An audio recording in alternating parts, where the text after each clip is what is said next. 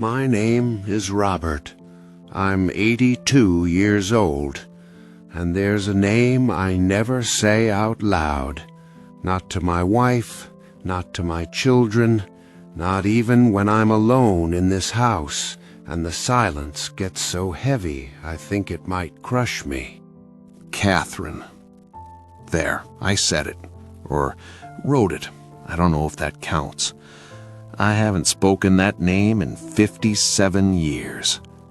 I grew up in a small town in Pennsylvania, the kind of place where everyone knew everyone and secrets didn't stay buried for long.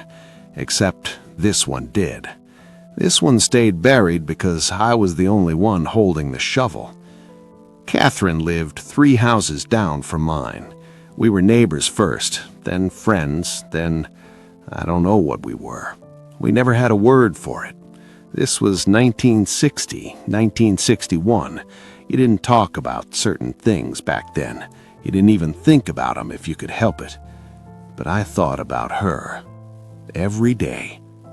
We used to meet at the edge of the woods behind her house. There was an old oak tree there with roots that came up out of the ground like knuckles. We'd sit there after school, sometimes for hours, just talking about nothing, about everything. She wanted to be a painter. She showed me her sketches once, charcoal drawings of birds and hands and faces I didn't recognize. They were beautiful. I told her so. She laughed and said I was being kind. I wasn't being kind. I meant it. I was 17. She was 16. And I was terrified. Not of her, of what I felt when I was near her, of what it meant, of what people would say if they knew, of what my father would do if he found out. So I did what scared boys do. I pulled away. It wasn't all at once. It was slow, gradual. I started making excuses. I had homework. I had to help my dad at the shop. I had plans with other friends. She didn't push. She just nodded, smiled that small, sad smile of hers, and eventually she stopped asking. By the summer of 1962, we barely spoke. That August, I started dating a girl named Margaret. Nice girl, pretty, came from a good family. Everyone approved. My parents loved her. My friends congratulated me. I felt nothing. But I kept going, because that's what you did. You followed the path that was laid out for you. You didn't ask questions. You didn't make waves. I saw Catherine one more time before she left. It was late September. I was walking home from the hardware store, and I saw her sitting on her front porch with a suitcase beside her. She was wearing a yellow dress. I remember that. Yellow with small white flowers. She saw me, lifted her hand, just a little wave. I waved back, and I kept walking. I found out later she'd moved to Philadelphia to stay with an aunt. Someone said she was going to art school. Someone else said she'd gotten into some kind of trouble and needed to leave town. I never asked which story was true. I married Margaret 2 years later. We had 3 children, built a decent life. She passed away 4 years ago. Cancer. She was a good woman. I'm not saying she wasn't, but I never loved her the way I should have. For a long time, I didn't think about Catherine. Or maybe I did think about her, but I convinced myself I didn't. I was busy, raising kids, working, building a life that looked right from the outside. And when you're busy enough, you can bury almost anything. But then you get older, and the noise quiets down, and all the things you buried start working their way back up to the surface. It started about 10 years ago. I was cleaning out the attic. Margaret was still alive then, but she was sick, spending most of her days in bed. I needed something to do with my hands. I found an old shoebox tucked behind some Christmas decorations. Inside were things from high school, a yearbook, some ticket stubs, a few photographs, and there, at the bottom, was a folded piece of paper. I opened it. It was a drawing, charcoal, a bird in flight, signed in the corner in small, careful letters, C. I don't remember her giving it to me, but I must have kept it all these years, through moves and marriages and decades of life. I kept it. I sat there on the attic floor holding that drawing, and I cried.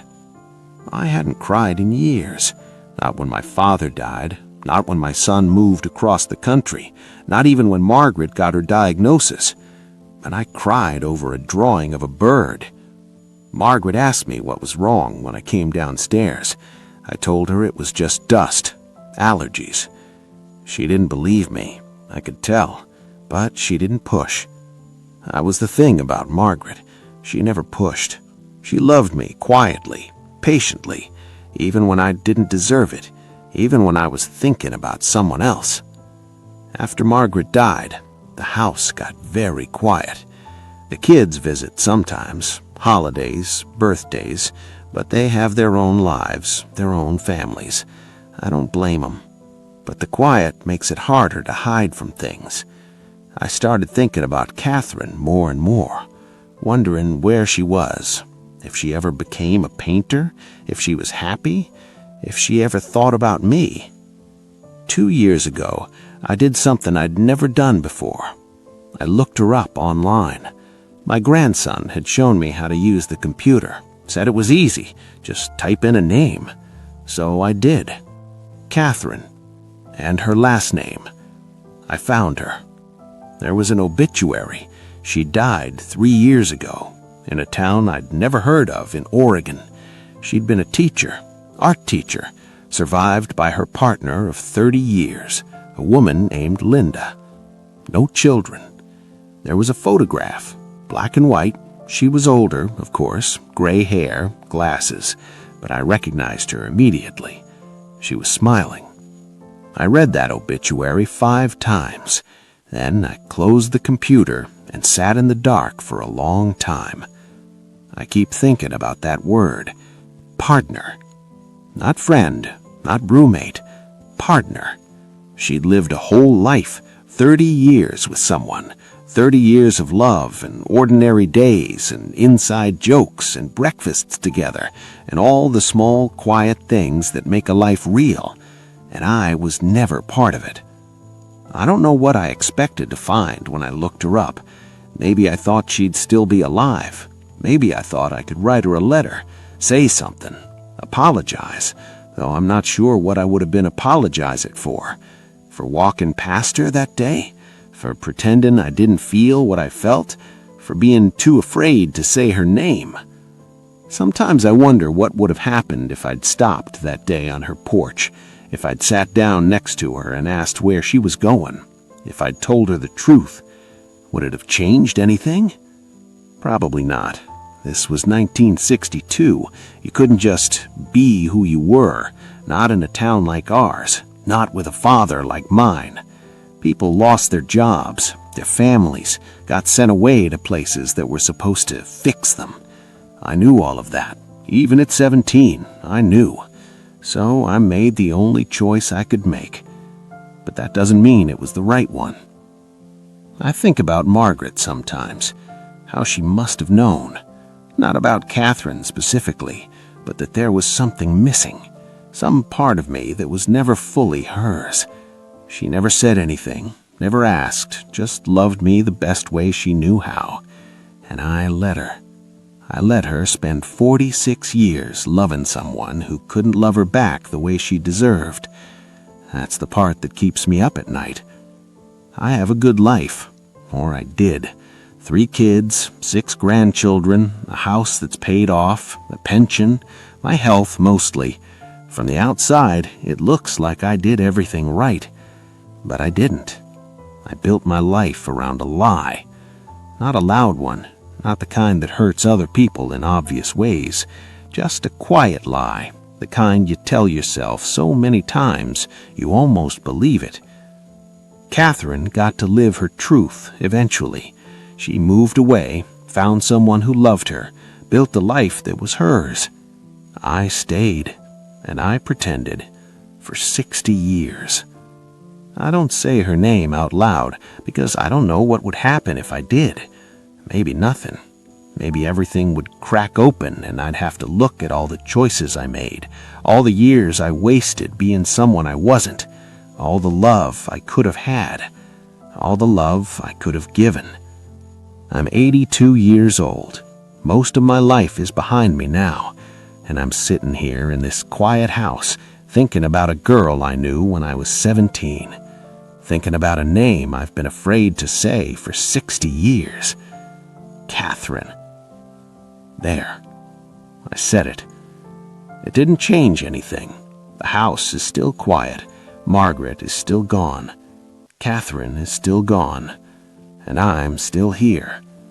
But maybe that's the point. Maybe it's not about changing anything.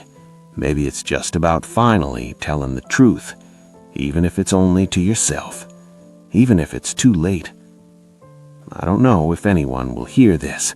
I don't know if it matters, but I wanted to say it just once before I run out of time. If you're listening to this, if you're carrying a name you're afraid to say, I don't have advice for you. I don't know what you should do. I only know what I didn't do, and I know what that cost me.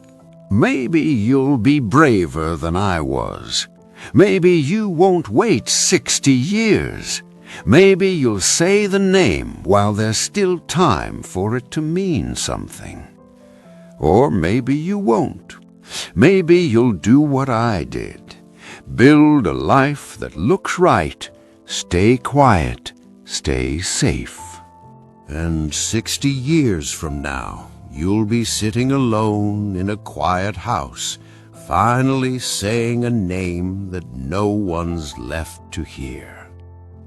I hope you don't, but I understand if you do. My name is Robert. I'm 82 years old, and I loved a girl named Catherine. I never told her, and now she's gone. That's all. That's the whole story. If you friends liked my story, please support me. Make sure to subscribe to the channel, hit the bell icon, and don't forget to like and share.